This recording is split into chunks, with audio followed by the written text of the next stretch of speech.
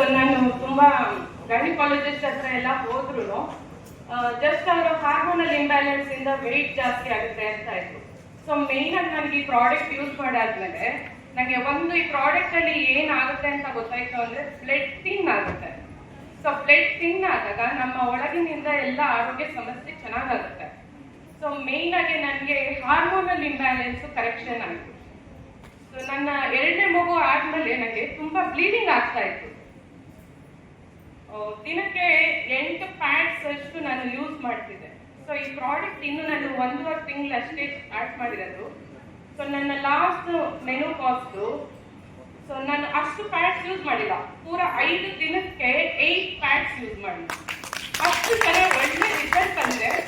ಆಮೇಲೆ ಇನ್ನೊಂದೇನಂದ್ರೆ ಮಾರ್ಕ್ಸ್ ಕೋಪ ಬರ್ತಿತ್ತು.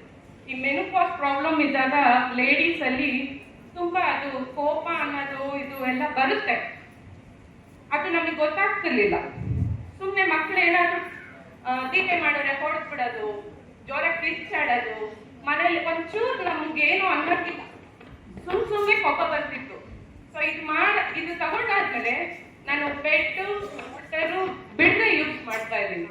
ಸೊ ಏನಂದ್ರೆ ನನಗೆ ಕೋಪ ಕಡಿಮೆ ಆಗಿದೆ. ಇನ್ನೊಂದು ನನಗೆ 6 kgs ವೆಯ್ಟ್ ರೆಡ್ಯೂಸ್ ಆಗಿದೆ.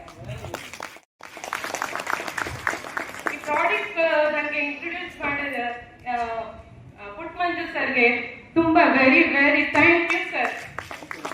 ಮತ್ತೆ ಮನೇಲಿ ಎಲ್ಲರೂ ನಾವು ಯೂಸ್ ಮಾಡ್ತಾ ಇದೀವಿ, ಎಲ್ಲರಿಗೂ ಒಳ್ಳೆ ರಿಸಲ್ಟ್ ಬರ್ತಾ ಇದೆ. Thank you very much madam.